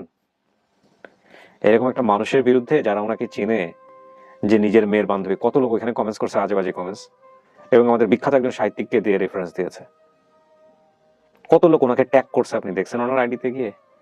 যে বাবার কাছে ফিরতে চাচ্ছেন, সেই বাবার নামে এত বড় একটা স্ক্যান্ডাল। আমি এক্সট্রিমলি সরি। আমি আসলে আরো মজার জিনিস ছিল, সেটা হচ্ছে হোল্ড। মেসেঞ্জারে আপনি বোধহয় দেখেছেন হুম। শারমিন খান সোমা যেটা হোল্ডে থাকো। হ্যাঁ খুব চমৎকার করে একটা হ্যাঁ নোট দিয়ে লিখেছিল হ্যাঁ যে উনাকে আমি চিনি, আমাদের পাশে। হ্যাঁ, আমি ওটাকে পরবর্তীতে আমার গ্রুপ থেকে এটা মাইন্ড করেছে। হ্যাঁ, সোমার মা হচ্ছে সোমার শাশুড়ি হচ্ছে আমার টিচার, মানে আমাদের পাশাপাশি বাড়ি। আকিল আপা, মানে আকিলা ম্যাডামের। এই ওনার হাজবেন্ডকে শুধু ভিতরে নিয়ে আসো তো 1 মিনিটের জন্য। না ভাই প্লিজ। না, প্রয়োজন আছে, একটু প্রয়োজন আছে। আপনার হাজবেন্ড তো এমনিতেও দেখবে এরা। আপনার কি মনে হয় যে আমরা এটা একটা ফাজলামো করতে বসছি এখানে, যে লক্ষ লক্ষ মানুষকে বোকা বানাই দিব? আপনার এসব কাজ করার আগে এসব চিন্তা করা উচিত ছিল না এখানে? ফোনের পর ফোন, ফোনের পর, কারণ সবাই জানে তো ওর ঘটনা। ও বলে না, আপনার সম্পর্কে ভালো কথা বলতে এখানে, কিন্তু এটা কেন বলবে যে সে তার বান্ধবীকে বিয়ে করছে? মানে পাগল হয়ে গেছে। আসেন, এই দরজাটা বন্ধ করেন, 2 মিনিট লাগবে আপনাকে। ওই যে ভদ্রলোকটা বসে আছে, ওনাকে চিনেন আপনি? কি হয় ওনার? বাবা আপনার বাড়িতে গিয়েছিল কখনো?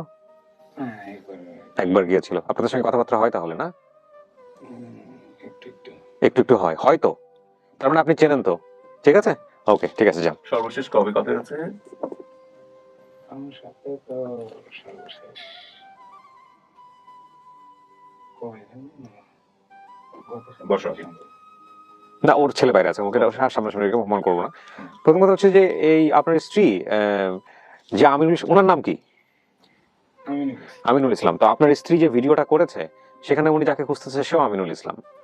তাহলে বিষয়টা এরকম হলো কেন? আপনি জানতেন বিষয়গুলো? না, আমাকে ওইভাবে কথাগুলো বলে নাই। কি কথাগুলো বলেন? আমরা ভিডিও প্রচার করছি, তারপরে তো আপনি আমাদেরকে ফোন দিয়ে বলেন না। আমি যেখানে কথাটা বলছে সেখানে এখন ও আমাকে যেভাবে কথাগুলো বলছে আমি তো আর এগুলা রিভিল করতে যাই নাই। এখন ওই যেভাবে বলছে আমরা ওইভাবেই শুনছি। না, কিন্তু এখানে উনি খুঁজতেছেন ওনার বাবা আমিনুল ইসলামকে, জন্মদাতা পিতা আমিনুল ইসলাম। আর আমিনুল ইসলাম তো এই যে যিনি পালক পিতা বসে আছেন তিনি। তাহলে আপনার এই ভিডিওটা যখন আমরা প্রচার করলাম, প্রচার করার পরে তো আপনার জায়গা থেকেও আমাদেরকে একটা ফোন করা উচিত ছিল যে ভাইয়া উনি যে ভুল নামটা দিয়েছে এটা তো আমিও বুঝতেছি না, বা তার মানে তো বিষয়টা আপনারা দুজনে মিলেই করছেন, একসাথেই করছেন। আমি একটা প্রশ্ন করবো হ্যাঁ হ্যাঁ, শিওর শিওর। মুসাকে, জি জি অবশ্যই। তুমি এখনই আরেকটা মিথ্যে কথা বললে তাই না? প্লিজ। ওর জন্মের ইতিহাস থেকে শুরু করে সবকিছুই, যেদিন তুমি ঢাকা আসলে ধানমন্ডি লেকের মধ্যে বসে তোমার সঙ্গে কয়েক ঘন্টা ধরে বসে বসে আমি সব বলেছিলাম, ওর সবকিছু তোমাকে সেদিন বলেছিলাম। বলছিল? আপনি আমাকে বলেছেন। তার মানে আপনি তারপরে পুরো এখন তুমি মিথ্যে কথাটা কেন বললে? তাহলে পুরো স্টোরি আপনি জানেন? এখনই তুমি মিথ্যে কথা বলে কেন ঘরে ঢুকলে? পুরো স্টোরি সরি, ঘরে ঢুকে কেন মিথ্যে কথাটা বললে?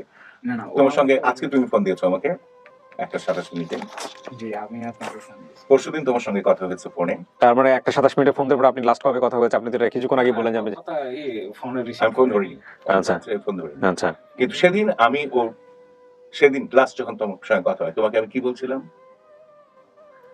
কথা বলতে চাইছিলেন যে ভাবির সাথে, তারপরে তোমার মার সাথে, তোমার মায়ের কোন ডাইরেক্ট নাম্বার আছে কিনা সেটা। উনি কি আপনার বউয়ের বান্ধবীকে বিয়ে করেছে? আপনি আমাকে এটা বলেন। আমি শিওর না এটা। শিওর না? জি। তো এরকম একটা স্ক্যান্ডাল, এরকম একটা গুণী মানুষের সম্পর্কে পাবলিক মিডিয়াতে কেন করলো আপনার ওয়াইফ? আমি এটা বলবো না আমার আপনার বাড়ি থেকে কি ওর উপরে কোনো চাপ থাকে যে শ্বশুর বাড়িতে যে ওর বাবার বাড়িতে যায় না কেন, বা বাবার বাড়ি এটা চাপ থাকে কিনা? Just yes no. চাপ থাকে? চাপ থাকে। কেন চাপ থাকবে? আপনি ওকে দেখে শুনে বিয়ে করেন নাই? আমি তো ওর সাথে রিলেশন করে বিয়ে করি। হ্যাঁ, তো রিলেশন বিয়ে করছেন, আর শ্বশুর বাড়িতে যেতে হবে, চাপ থাকবে, এগুলো কেন থাকবে? এটা মানে আমি আমার দিক থেকে আমি চাপ দিই না কখনো। ব্যাস, দ্যাটস অল। চাপাচাপি করেন কেন? বাড়িতে একটা যৌথ ফ্যামিলি তো, হ্যাঁ। বাচ্চা ছাড়া 5টা ছেলে আছে, তারা সবাই এক জায়গাতেই থাকে। থাকলে এরকম চাপ দিলে কি হবে? ও তো এই যে চাপ দেওয়ার কারণে যে উল্টাপাল্টা জিনিসগুলো করছে এবং সাথে আপনাকে রাখছে, আপনারা দুজনেই দায়ী এসবের জন্য। এখন মনে করেন যে এক পর্যায়ে ওকে আপনাকে তো পুরো স্টোরিটা বলছে না ভাই? এইখানে তো আমিনুল সাহেব বসে আছেন, আমিনুল সাহেব বলতেছে ধানমন্ডি লেকে বসে আপনাকে পুরো গল্পটা বলছে না? বলছে। আচ্ছা, বলার পরে তো ওইটাও বলছে যে ও কিভাবে পাওয়া গেছে, বলছে না? ওকে বলছে যে হাসপাতালে রেখে চলে গিয়েছিল। তাহলে এখানে আপনারা কাকে খুঁজতে আসছেন?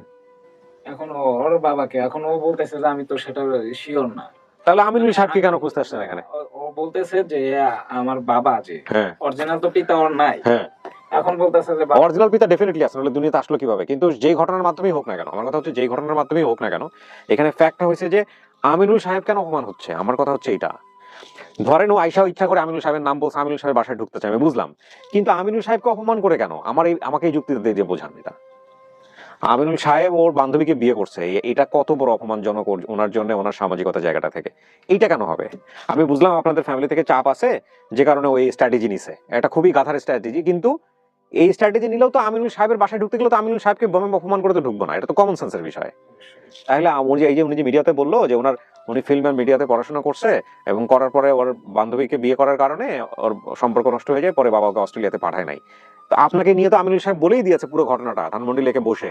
তারপর আপনার স্ত্রী যখন এই ধরনের একটা ঘটনা এখানে বসে সাজালো বা বললো, আমাকে এই যে ওর বান্ধবীকে যে বিয়ে করছে এই জিনিসটা আমি বলতে পারবো না, কারণ ও বলছে যে ওর বাবা ওই বান্ধবীকে এই প্রশ্নটা ওর বাবা বলছে না না মানে ও আমাকে ব্যক্তিগতভাবে কখনো বলছে যে আপনার বান্ধবীকে ওনার বান্ধবীকে বিয়ে করছে? না না সে আমাকে বলে না। তাহলে এইরকম একটা ঘটনা কিভাবে সাজাইলো? ঠিক আছে ভাইয়া, আমরা পুরো বিষয়টা নিয়ে কথা বলতেছি। আপনার কাছ থেকে কিছু জিনিস আমাদের জাস্টিফাই করা দরকার ছিল, আমরা পেয়ে গেছি। আপনি জামাই মানুষ, আপনাকে পরে ডেকে আমি দুটা কথা বলে দিব। আমরা ওনার অনেক বড় অপমান হয়েছে, এটার আমরা একটা পাবলিকলি এটা একটা দেখি জনাকে বোঝানো যায় কিনা। যান বসেন, বাইরে বসাও। হ্যাঁ, ও জেনে শুনে এই কাজটা করছে আমি নিশ্চিত, এই কারণে কারণ ওই ভিডিওতে, আগের ভিডিওতে ওর পাশে বসে সে বলে সে সব জানে এই আছে তো। না, আমার না মাথায় আসতেছে না, একটা মানুষের যদি মিনিমাম সেন্স থাকে তাহলে এই কাজটা কেন করবে? ওরা তো জানা উচিত আপন ঠিকানাটা কি, এই ছেলেই তো ইন্সপায়ার করে ওকে নিয়ে আসছে, সে ধরনের কথাবার্তা আছে ওখানে। 8 বছর আপনি বললেন না, 8 বছর ধরে তো আমি এটা করছি না। হ্যাঁ, লক্ষ লক্ষ মানুষ এই অনুষ্ঠানটা দেখে, এখানে একটা কথা মিথ্যা বললে তো এটা তো এতগুলো ফ্যাক্ট চেক, কিভাবে এটাকে আজকে একটা কথা আজকে শিখে যান, যারা মনে করেন যে জনগণকে বোকা বানাবেন তাদের জন্য একটা বিশাল শিক্ষা। আমি আরেকটা ঘটনা জানি, এক ভদ্রমহিলার অনেক বড় একটা হেল্প করেছিলাম আমি ঢাকা এফএমে থাকা অবস্থায়। সেই ভদ্রমহিলা কেমোফ্লেক্স করে, মানে ওই চেহারা টেরা অন্যরকম করে আবার আমার অনুষ্ঠানে আসছে তার সন্তানের সাহায্যের জন্য। পরে আমি দেখলাম অবস্থা তো খারাপ, কোনো রকম হ্যারাসমেন্টে ফেলে দিবে আমাকে। পরে আমি ভিডিওটি অন করে, আমি তো আপনাকে চিনি, তারপরে সমস্ত কিছু ভিডিও করছে, ওর জামাইকে নিয়ে আসছি, ওর ছেলের হচ্ছে আপনার ওই পুরো ভিডিওটা আমার কাছে আছে, হাতে পায়ে ধরে মাপ চায়, সে কি অবস্থা। আমি ভিডিওটা রেখে দিয়েছি, আমি বলছি কোথাও পাবলিশ করবো না, বাট সেকেন্ড টাইম যদি কখনো এরকম ব্ল্যাকমেল করার চেষ্টা করেন, এটাই হচ্ছে আমার সবচেয়ে বড় ডকুমেন্ট। আজ থেকে আরো 1 বছর আগের গল্প এটা, কিন্তু এটা তো আমাকে জানাতেই হবে পাবলিককে। আমি definitely I will do that, কারণ ওই লোকটা তো সারা জীবন ধরে মানুষের কাছে প্রশ্নবিদ্ধ হবে। যে ওর বন্ধু বান্ধবরা বলবে যে তুমি যার একটা বিয়ে করছো এটা তো আমাদেরকে জানো নাই, তোমার মেয়ে তো এসে বলে গেল তুমি তার বান্ধবীকে বিয়ে করছো। This is a very kind of scandal আমাদের সোসাইটিতে। কেন করলেন এটা অনন্যা? আপনি শুধু এইটুকু বলেন যে এই কাজটা আপনি কেন করতে চাইছেন। আপনি ওই বাবার ঘরেই ঢুকতে চাচ্ছেন, আবার তাকে অপমান করতেছেন, কেন হলো এটা? শুধু এই একটা প্রশ্নের উত্তর পাওয়ার জন্যই আমি আজকে এসেছি, না হলে আমি সব কোনো কিছু কেয়ার করি না। তুমি কি বললে না বললে তাতে আমার গায়ে এক চুল ফোসকা পড়বে না। কিন্তু ওই যে কারণে তোমার সঙ্গে কোন একটা মায়ার কারণে তোমার সঙ্গে সম্পর্কটা এখন আমি রেখেছিলাম, আমি শুধু জানতে চাই কিবরে ভাই যে প্রশ্নটা করলেন কেন করেছো এটা, আসল কারণ কি? তুমি বাড়িতে যাবে এটা কেন কারণ না, বাড়িতে তুমি আমার হাত ধরে যেতে পারতো। ওকে, হ্যাঁ, এটা কেন করছেন আপনি আমাকে জাস্ট এই কথাটা বলেন। তোমার সঙ্গে আমার যোগাযোগ আছে, আমি তোমার শ্বশুর বাড়ি পর্যন্ত গেছি, সারা দিন থেকেছি, রাত্রে খেয়ে তার খুব ভালো যোগাযোগ আছে, নইলে তো তার আপনার আপনার হাজবেন্ডকে নিয়ে ধানমন্ডি লেগে বসে ঘন্টার পর ঘন্টা কেন গল্প করবে? প্রত্যেকের সঙ্গে আমার মাঝে মাঝে ফোনে কথা হয়। ওকে, আমি শুধু জানতে চাই আসল উদ্দেশ্যটা তোমার কি ছিল, কেন তুমি এই মিথ্যাচার করলে? হ্যাঁ, কি ছিল? মিথ্যে কথা বলবে না, মিথ্যে কথা বললে আমি বুঝে ফেলবো। আবার বলো। এটাই, মানে তোমাকে বাসায় সবাই জানে আমার বাসা যেন আসে, তুমি যাওয়ার এখানে বললে আমি তোমার বাসায় যাবো? এরকম অপমান করে কি আপনি আপনি একজনকে পাবলিকলি অপমান করবেন আর সে বাসায় যাবে? কি কথাটা বলো? না, এটাই আমি বুঝতে পারি না যে তোমাকে এখানে ডেকে নিয়ে আসা হবে। হ্যাঁ, উনি আমাকে ডেকে আনেনি, আমি বলেছি যে আমি মুখোমুখি হবো। কিবরিয়া সাহেব আমাকে কখনোই বলেননি যে আমাকে ডেকে আনবেন তো মুখোমুখি করবেন। ওকে, কিন্তু আমি বলেছি যে যদি ওরা আসে আমি মুখোমুখি করতে চাই। আমি শুধু একটা প্রশ্নের উত্তর জানতে চাই, এই মিথ্যা গল্প সাজানোর মূল কারণ কি? তুমি যে উত্তরটা দিলে এটা সঠিক উত্তর নয়, এটাও মিথ্যা ছিল। না, কেন এর পিছনে আরো কি জটিল না কিছুই পরিকল্পনা না, তোমার এটাই আছে ছিল। সেটা আমাকে বলো। আপনি আপনার বাবাকে, যিনি আপনাকে লালন পালন করলেন, অন্ন দিলেন, বাবার পরিচয় দিলেন, আপনি তাকে আপনার বান্ধবীর সাথে আবার তার ঘরে আপনি ঢুকতে চাচ্ছেন, আমার যুক্তিতে কুলায় না। পৃথিবীর অনেক বড় বড় সাইকিয়াট্রিস্ট যারা আছেন তারা এই অনুষ্ঠানটা দেখে আমাকে একটু পারলে পরামর্শ দিবেন যে কি পরামর্শ দিবেন আপনারা এখানে। আচ্ছা, বাই দ্য ওয়ে, আমাদের অনুষ্ঠান চলবে, কোনো সমস্যা নেই, আমাদের রেকর্ডিং আছে, সিস্টেম আছে। যদি এরকম হতো যে ওর সঙ্গে আমার যোগাযোগ পুরোপুরি বিচ্ছিন্ন, ও আমাকে খুঁজে বেড়াচ্ছে, সেভাবে তখনও আমি মেনে নিতে পারতাম যে হয়তো কোনোভাবে দৃষ্টি আকর্ষণ করার জন্য আমার যে কোনো ভাবে খুঁজে আমাকে বের করার জন্য, but that is not that. ওর সঙ্গে আমার নিয়মিত যোগাযোগ আছে। রাইট, প্রথম রেকর্ডিং শেষ করে বেরোনোর সময় আমাকে ফোন করেছে। রাইট। আমি তখন আমার বাবার খবর ঠিক করছি, কিন্তু আমি বগুড়াতে এই কথা বলিনি। আমি বলেছি যে আমি ঢাকার বাইরে। ওকে, রোজার মধ্যে এই ঘটনাটা তুমি ঘটিয়েছ। ওকে, তারপরে যদি তোমার এতটুকু বোধ শক্তি থাকতো তাহলে তুমি আজকে আবার মিথ্যে কথা বলার জন্য আসতে না। আমি আমার একটু প্রশ্ন। এইখানে একটা জায়গায় আমি ওকে একটু সাপোর্ট করতে চাই, সেটা হচ্ছে যে ও যদি ইন্টেনশনালি বা যে কোনো ভাবেই হোক না কেন অপমান করা টার্গেট থাকতো, তাহলে সেকেন্ড টাইম তো বোকার মতো আসার কথা না। আসার কথা না, এইটাও আমার কাছে খুব অবাক লাগছে। আমি জানি না আজকেও কি মনে করে আসছেন? এই আপনি আজকে কি মনে করে আসছেন বলেন তো? আপনি তো বললেন যে কেউ আসছে, তাই আসছে। কেউ আসলে কি? আপনি তো জানেনই আপনি ওনার ঘরে ঢুকতে চান, তাহলে উনি কি আপনাকে? আল্লাহু আকবার। এই আপন ঠিকানা এই অনুষ্ঠানের মাধ্যমে এই মিথ্যাচার করে আমাদের বাড়িতে আবার ফিরে আসার এই পরিকল্পনাটা তোমার, মুসার, না অন্য কেউ তোমাদেরকে পরামর্শ? কে পরামর্শ দিয়েছে আপনাকে এটা? কার পরামর্শ এটা? কার বুদ্ধি? আমাকে বলো, এটা কার বুদ্ধি? আপনার বুদ্ধি। আপনি দেখেছেন কখনো আমাদের এপিসোড গুলা? দেখেছেন? 4-5টা দেখেছেন? দুই একটা দেখছেন? এটা কি সত্যি কথা বলছো? এই যাবৎকাল চোখের পানি ফেলে অনেক মিথ্যে কথা বলেছো। উচিত না অনন্যা। এখন আমি আর ভুলবো না। ছি অনন্যা। ওকে, বলো যে এইটা কে বুদ্ধি দিয়েছিল? কিবরিয়া ভাইয়ের সঙ্গে যোগাযোগ করেছিল কে? তুমি না মুসা? মুসা নিশ্চয়ই করেছে, আমার সঙ্গে করে নাই, ওই আমাদের টিম মেম্বারদের কারোর সঙ্গে করেছে। তুমি যোগাযোগ করেছিলে?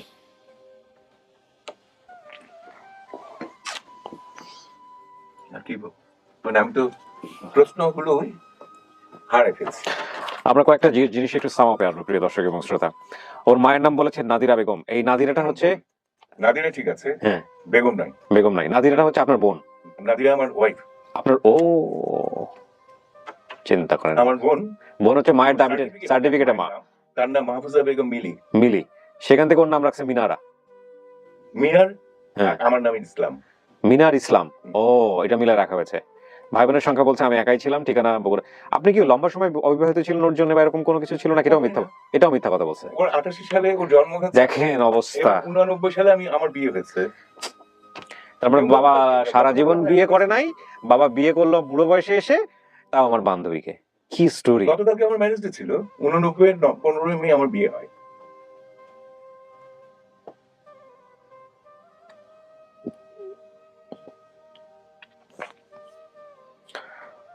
অনন্যা,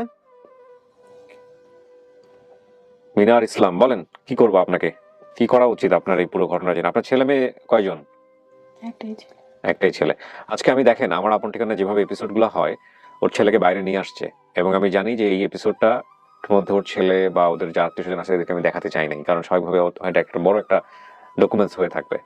আপনি কি কাজটা ঠিক করছেন আপনার বাবার প্রতি? না, ভুল হয়েছে, স্পষ্ট ভাবে বলো সেটা। ভুল হয়েছে। তখন তো জোর গলায় বলেছিলে সবকিছু, এখন সেভাবেই বলো যাতে দর্শকরা শুনতে পারে।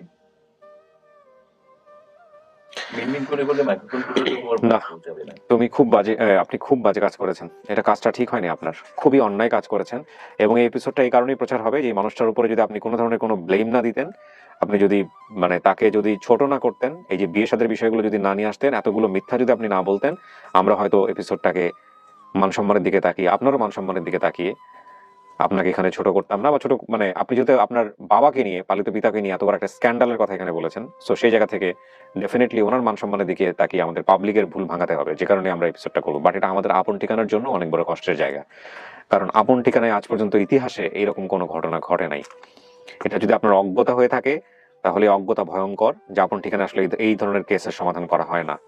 দেখুন, আপনাদের পারিবারিক বিষয়গুলো এগুলো আপনাদেরই, এগুলো হাজার লক্ষ মানুষকে জানিয়ে কাউকে ব্ল্যাকমেইল করা, কাউকে অন্যায়ভাবে সুযোগ সুবিধা নেওয়া, এটা খুবই গর্হিত অপরাধ। এই অপরাধটা করা উচিত না। নিতান্তই ভদ্রলোক উনি, আমি ওনাকে বলবো, হতে পারে আপনার পছন্দনীয় না, হতে পারে আপনার ভালো না লাগার, সেটা অন্য বিষয়। বাট পাবলিকলি একটা মানুষকে সে এত বড় হ্যারাস করা, এবং তারপরেও উনি যে কিছু করেন নাই, আইনগত কোনো অ্যাকশন নেন নাই, আপনাকে কিছু বলেন নাই, এটা একটা ভয়ঙ্কর লেভেলের, মানে ওনার উদারতার পরিচয় উনি দিয়েছেন। বাট আপনি যে কাজটা করেছেন এটা ভুল, চরমতম ভুল, চরমতম অন্যায়। এটা আসলে ক্ষমাহীন অপরাধ। আমি আপনাকে দিয়ে শেষ করতে চাই। আমি জানি না, এই ঘটনার ব্যাখ্যাগুলো আমি পেলাম না আজকে, সত্যি কথা বলতে এখানে এটা। আর দ্বিতীয় কথা হচ্ছে, আপনি কখনো আর আহ, আহ, আহ, আপনার বাবাকে নিয়ে তো এই ধরনের কোনো কিছু করবেনই না, আর করলে এটা বড় ধরনের ক্রাইম হবে এবং যে কোনো ধরনের অ্যাকশনই উনি নেবে। আমি আমার জায়গা থেকে সরি বলতে চাই আমিনুল ইসলাম আপনাকে, কারণ আমার জায়গা থেকে আমি কখনো এই ধরনের ঘটনার মুখোমুখি হই নাই। আমি ফার্স্ট টাইম সেদিন আপনাকে বলেছিলাম ফোনে যে আমার আরো সতর্ক হওয়া উচিত, এবং আমি প্রথম দেখলাম এরকম ঘটনা আমার হোল লাইফে। তবে এটা ঠিক যে আমার 17 বছরের প্রথম ধাক্কাটা হলো এটা, যে এত সুন্দর করে মানুষের স্টোরি বলে এবং সেটার মধ্যে এতগুলো মিথ্যা থাকতে পারে। দ্যাটস অ্যাবসলিউটলি, আমি যা বিশ্বাস করতাম সে বিশ্বাসের জায়গা থেকে একটা ভয়ঙ্কর রকমের ধাক্কা। কারণ আমার কাছে মনে হয়েছে যে একজন আর্টিস্টের পক্ষেও এত সুন্দর করে সমস্ত কিছু মেলানো সম্ভব না। আমার হয়তো আরো বেশি কঠিন হওয়া উচিত প্রশ্নের ক্ষেত্রে, সেটা আমার আপন ঠিকানার অনেক দর্শকরা পছন্দ করেন না। তারা চান আমরা যারা এখানে ভিকটিম আসে তাদের প্রতি মানবিক থাকি। কিন্তু আমার মনে হয় যে আজকে আপনারা বুঝে গেলেন যে কেন আমি আরো বেশি মাঝে মাঝে কঠিন হই। যাই হোক, আরো সতর্ক হতে হবে আমাদেরকে, এটাই হচ্ছে বড় কথা, আমাদের একটা শিক্ষা হলো। এত কিছুর পরেও আপনার ওর প্রতি ভবিষ্যৎ দায়িত্বটা কি হবে? হ্যাঁ, আমাকে 2004 আমি ইংল্যান্ড থেকে যখন দেশে আসলাম, সেই সময় আমাকে জানানো হয়েছিল, কারণ ওর অনেক বাজে কাজের তখন চূড়ান্তে। হুম সেই সময় আমাদের পরিবার থেকে জানানো হয়েছিল, আমার মা বলেছিল, আমার বাবা বোনরা বলেছিল যে তুই দেশে ছিলি না, তুই অনেক কিছু জানিস না, আমি তুই যোগাযোগ রাখিস না। কিন্তু আমি যোগাযোগ রেখেছিলাম। 2006 দেশে আসার পরে আহ, ঘটনাটা বলবো না, ও বুঝে নিচ্ছে। আমি ও যেখানে বসবাস করতো সে সময় আমি সেখানে গিয়েছি। ও আইসক্রিম খেতে পছন্দ করতো, আইসক্রিম নিয়ে গেছিলাম, আম নিয়ে গিয়েছিলাম। তার সাক্ষীও আছে, আমি একা যাইনি। সঙ্গে আমার সেই সময়কার একজন অত্যন্ত স্নেহ, মানে তার নামও অনন্যা। আমার টেলিভিশনে আমার স্বামী কাজ করতো, তাকে সঙ্গে করে নিয়ে যেতে পারিনি কয়েকবার। ওকে দেখতে গিয়েছিলাম আমি, যেটা আমার পরিবারের কেউ জানে না। 2013-তে দেশে ফেরার পরে আবার যখন যোগাযোগ হয়েছে, পুরো পরিবারের নিউজে মায়ের কঠোর নিষেধাজ্ঞা অমান্য করে আমি ওর সঙ্গে যোগাযোগ তার মানে আপনি বলতে চাচ্ছেন যে এত কিছুর পরেও আপনার স্নেহটা ওর প্রতি থাকবে? আর থাকবে না, না, আপনি রাখেন, আর থাকবে না। রাখেন, এটাই আপনার মহানুভবতা। আমি আমার জীবনে এতটা অপমানিত না, আমরা কারোর কাছ থেকে আমরা সেটা ডিফেন্ড করলাম, আমরা সেটা ডিফেন্ড করলাম। মূল বিষয়টা হচ্ছে, দেখেন, আপনারা আমাদের অগ্রজ, আমরা ভুল করি, ছোটরা অনেক ভুল করি, বড় আপনাদের কাছ থেকে শিখি এবং আপনাদের মহানুভবতা থেকে আমরা শিখবো। এই যে আপনি যে প্রথম দিন আমাকে বললেন যে কিবরিয়া আমি চাইলে তো এটার বিরুদ্ধে অ্যাকশন নিতে পারি, তুমি জানো, আমি বলেছিলাম যে আমাকে একটু সময় দেন, কারণ আমি শিখছি। আপনি কিন্তু এক কথাতেই সবকিছু ওকে করে ফেলেছেন। এবং আপনি আজকে এই যে লক্ষ লক্ষ মানুষের সামনে আসার সৎ সাহস দেখিয়েছেন, সৎ সাহস দেখিয়েছেন মানে হচ্ছে আপনি অনেস্ট, এটা আমার জায়গা থেকে এভাবেই সার্টিফাই করি আমি। আর ও যে ভুলটা করেছে, ও যে অন্যায়টা করেছে, আমার জানা মতে ও আম, একটা দুটো মিথ্যা বলেছে এবং পুরো ঘটনাটাকে বড় এত বড় মিথ্যা বলেছে, সেই মিথ্যার শাস্তিও সারা জীবন জুড়েই পাবে। তবে এটা ঠিক যে আপনি যতটুকু স্নেহ রেখেছেন, যেহেতু ওর একটা কষ্টের জায়গা আছেই ডেফিনেটলি, যেহেতু ওর মা ওকে রেখে চলে গেছে বা ওর একটা দুর্ঘটনার মধ্য দিয়ে ওর বেড়ে ওঠা ছোটবেলায়, এই জায়গাটার প্রতি আপনি যতবার চিন্তা করবেন ততবার আপনি ওকে আকাশ সমতুল্য ভুল করলেও ক্ষমা করে আপনাকে দিতে হবে। এটা আমি আপনার প্রতি আমার রিকোয়েস্ট, লাখ লাখ মানুষের পক্ষ থেকে রিকোয়েস্ট। যাই হোক, আমাদের জীবন তো আসলে খুবই ক্ষণস্থায়ী, আমরা খুব অল্প সময়ের জন্য থাকি। প্রত্যেকটা মানুষের জীবনে কিছু না কিছু ভুল আছে, কিছু না কিছু পেইন আছে। কিছু মানুষের পেইন সারা দুনিয়া জানে, কিছু মানুষের পেইন কেউ জানে না। তো আমি মনে করি, যেহেতু আপনি গণমাধ্যমে একজন কর্মী এবং অনেক বড় মাপের একজন কর্মী, আপনার হাতে অনেক ছেলে মেয়ে তৈরি হয়েছে আমি জানি বাংলাদেশের মিডিয়াতে, সুতরাং সেই জায়গা থেকে আমার মনে হয় যে আমাদের একটা দায়বদ্ধতা আছে। ওকে আপনি কখনোই ফেলেন না। ও যত ভুলই করুক না কেন, আজকের পর থেকে আরো কখনোই কোথাও, এই ভিডিওটা পাবলিশ হওয়ার পর থেকে আমার মতে ও কোথাও কখনো কিছু করতে পারবে না পাবলিকলি। তো আপনি ওর প্রতি মাথার হাত, স্নেহের হাতটা বন্ধ করেন না, এটা আপনার এবং আপনার ফ্যামিলির প্রতি আমার রিকোয়েস্ট। এবং একই সাথে আমি এটা বিশ্বাসও করি যে সৃষ্টিকর্তা ক্ষমা করা পছন্দ করেন। যদি আপনি একদিন বিশ্বাসী হয়ে থাকেন, উনি সবচাইতে বড় গুণী যে উনি সবকিছুতেই ক্ষমা করতে পারেন, তিনি আর রহমানির রহিম। তো সেই জায়গা থেকে আমার মনে হয় যে আমরা একটু হলেও শিক্ষণীয় হিসেবে এটা ব্যক্তি জীবনে প্র্যাকটিস করতে পারি কিনা। তো আমি চাইবো, ওর পক্ষ থেকেও বলবো যে আপনি ক্ষমা করে দেন ওকে। ও আসলে বোঝে নাই, হ্যাঁ, বুঝলে হয়তো এটা এভাবে করতো না, কারণ কেউ বুঝে তো আসলে সুইসাইডাল স্টেপ নেয় না। তো সেই জায়গা থেকে ওকে আপনি ওর প্রতি ক্ষমার দৃষ্টিতে রাখেন, ভালোবাসাটা রাখেন, এই হচ্ছে বিষয়। কারণ ওরও একটা বড় কষ্ট আছে। দিন শেষে ও আসলে ওকে যেভাবে পৃথিবীতে নিয়ে আসছে ওর বাবা মা, সেখানে তো ওর হাত ছিল না। তো সেই জায়গাটা থেকেও যত ভুলই করুক না কেন, যাই কিছু করুক না কেন, আমার মনে হয় যে আপনি ওর বিপদে পাশে থাকেন। আপনার দিকে এইভাবে মান সম্মানের দিকটা যদি আজকে ও না নিয়ে আসতো, তাহলে আপনি যেটা বলেছেন আমিও সেটাই বলতাম, যে আমি কখনোই ওই ক্যামেরায় নিয়ে আসতাম না। আমি হয়তো এপিসোডের কথা একদম পুরা চেপে যেতাম যে যাক ওটা হয়ে গেল, কিন্তু আপনার মান সম্মানের এই জায়গাটা খনন করার জন্যই মূলত আজকে এপিসোডটা হয়েছে, নইলে এটা হতো না।